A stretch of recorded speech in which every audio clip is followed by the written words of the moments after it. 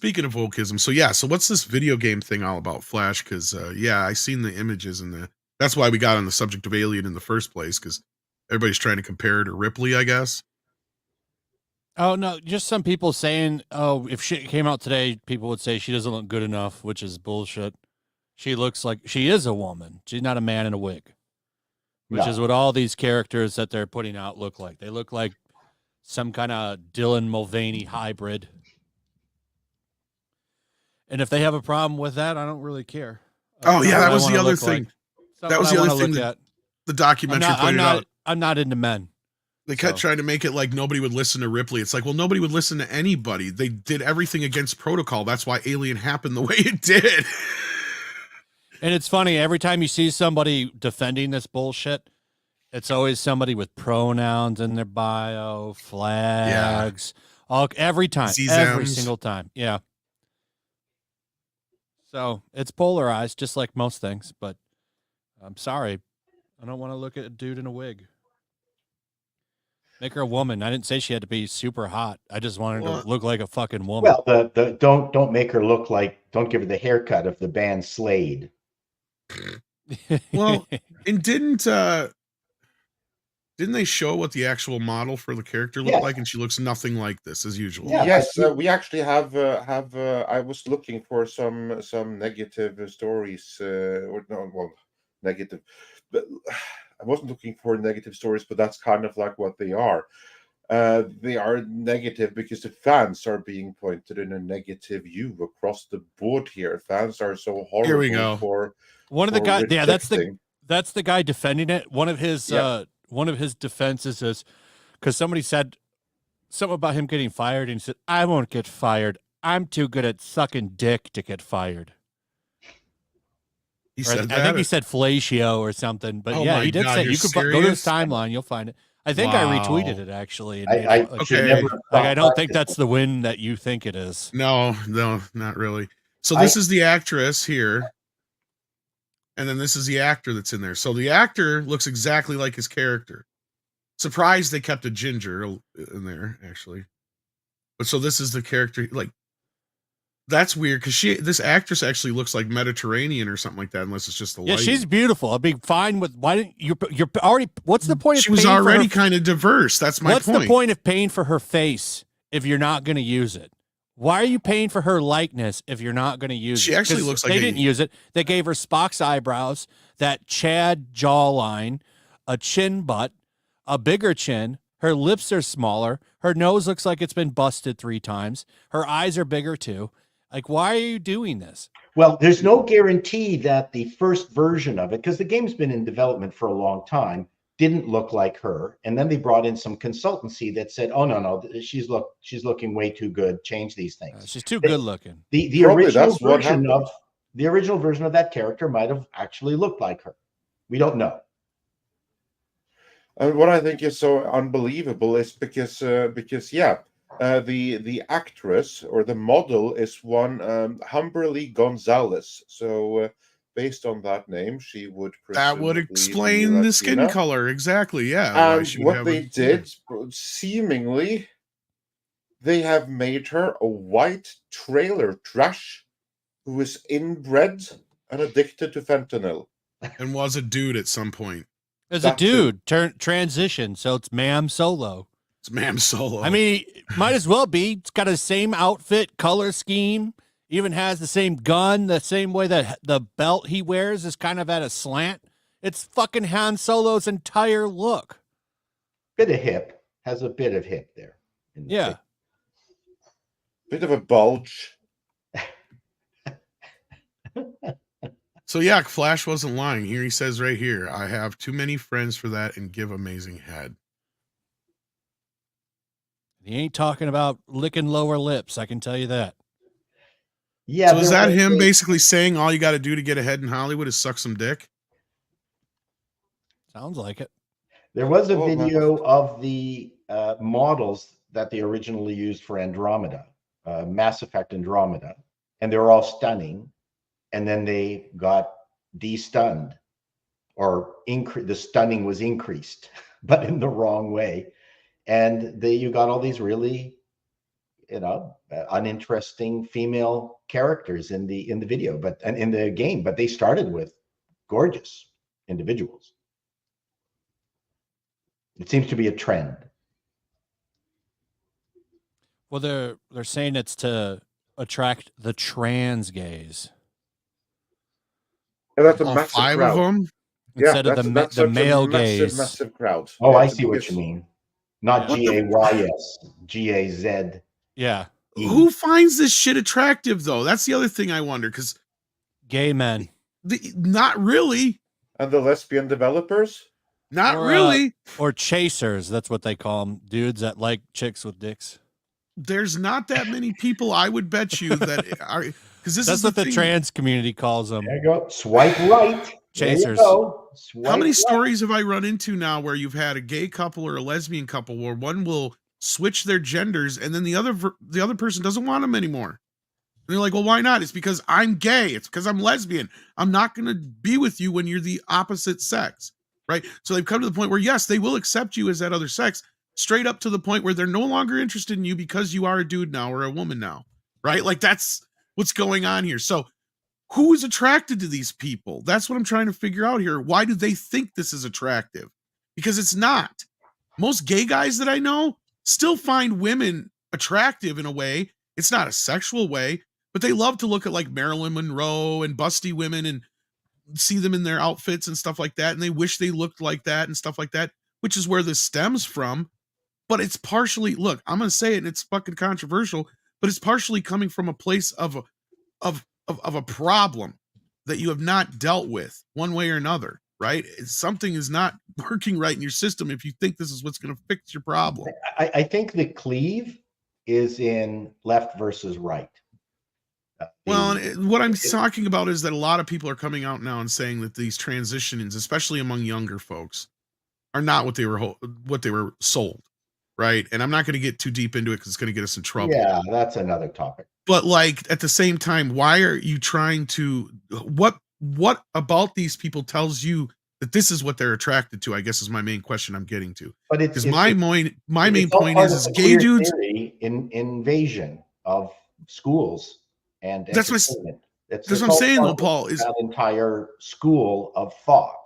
So you cleave left or you cleave right, and that's where that's your battle lines. well, because gay dudes still like buff dudes, right? They don't Yeah. want some femmy looking dude. Just like women who are lesbian generally still That's like. not true. The masculine, like buff dudes want to depends. twink That usually depends. or something. It depends, Well, but we they can't still. generalize. No, but you're still going to can't, sit there. but My point it is, is my point is this: you stick 4 gay guys in a room, 5 gay guys in a room. 4 out of 5 of those gay guys are all going to at least agree that Henry Cavill's sexy, if not all fucking 5. That's my point. You put him. Can we next get back to chin? Please, the chin queen instead of talking about the preferences Yeah. of gay men. please. I don't care. Yeah, Somebody let's do that. You're turning Because this into a neither of us strange are- Midnight's Edge. Neither of us are experts in that area. We don't qualify. That I think. Yeah. Moving on. Yes, strong-chinned women, and I guess the point is that there seems to be a bit of pushback now already that I'm sure the game publishers are not happy to hear about. What have you heard anything, Yellow Flash, on this beginning wave of pushback? Yeah, a lot of these developers and game journalists, they're really trying to draw a line here, and I find it fascinating because AAA games are so expensive to make. Mm-hmm. So you're out here being hostile towards customers. That Star Wars game, I guarantee, is dead on arrival. You think It so? probably eh? was. It probably was dead on arrival before, like, even if she was attractive, because there's other things going on with it. It's a live service game. Yes. It's always online. So, and it's got $132 price tag just to play the game early. Now, is it? Yeah, There's two. so There's a $100 price tag just to play the game early. So And then correct there's me if I'm 100. wrong. I've heard that it's like Starfield, where you get a disc with almost nothing on it, and you have to have an internet connection to have an download. internet connection to actually load the game onto your system. But then afterwards, you're able to play the game, aren't you? Yeah, you can play the game, but Without So- being online, I mean. most of the games that you buy that are physical, still have to download stuff, but some of them, I mean, you could still kind of play a fucked up, broken version off the disc. Sure. Yeah. But this trend to give you a DVD that's only got a stub on it that then forces you to download the entire game is bullshit. Yeah. Well, we have another name for that stub, that broken game that you refer to, Yellow Flash. It's called a demo or a beta because it's nowhere ready for release. And that is my pet peeve with all modern day games, that they release them before they're ready to be released, have all paying customers be beta testers, and like then Dragon's fix Dogma it 2. afterwards. Dragon's Dogma 2 is a good example of that. Game's broken. The I day think it one runs patch, better now. I'm not bothered by the day one patch. That doesn't bother me because we now expect it. But the problem, I think, is not owning a version on your disc that is actually playable. It's funny because like Nintendo most of the time you put it in, there is no update because they release a game that works. That's what I'm saying. Crazy concept. I disagree with that. I think there should be at least a month where they have beta testers. That's where you work out all the kinks. And then Nintendo does that. That's what Nintendo does. Yeah. But there's also something called, what I call when we were developing games, pencils down. At some point, you got to ship something. And so you bust your ass. And you. Well, that's where the beta testers come in. You get about 100 people in a group. You can only beta test so much. And these online games, you find more of the problems when you do mass. The Battlefield ran into it. Which one was it, Yellow? Battlefield 3, where they actually decided that the game was so busted that they opened up the beta testing system to the public, and they ended up fixing it fairly quickly. It wasn't a bad change. That's fair, but that should be the exception and not the fucking norm. Oh, I totally agree with you. But the games, number one, are unbelievably complicated. Like way beyond the ability for any beta tester to actually beta test them. They just need to have a different methodology for getting them. Bethesda's pretty guilty of this. I'm talking about like the Skyrim and they all come busted. Fallout. How often? And broke. Here's my point, though. The gamers have to fix it with mods. That's what I'm saying. Like, yeah, like we've gotten to a point now where, like, sure, if it was 1 or 2 out of the every 10 games that comes out that need some updates here and there that get found out after some gameplay by customers, fine. That I understand. But when we've had how many games that come out where people are saying they're literally broken, right? And they have to be like, it has become more like 9 out of 10 games. It seems like now. It's like, what games haven't had to have a bunch of fixes? Well, that's where I'm coming from. I think they're hiring incompetent programmers.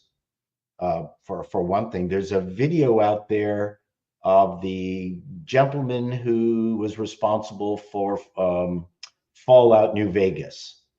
I don't know if you've seen the video where he talked to his own developers not on Fallout, but some future game that he was leading. And he was saying, why does this change that I'm asking for? Why are you requesting 4 weeks to do it? I could do it in 40 minutes, programming it myself, which freaked everybody else out. It just seems to me that the quality of programmers out there are bad. That's where I'm kind of coming from, Paul, is it almost feels like they're not doing the work on their end to begin with.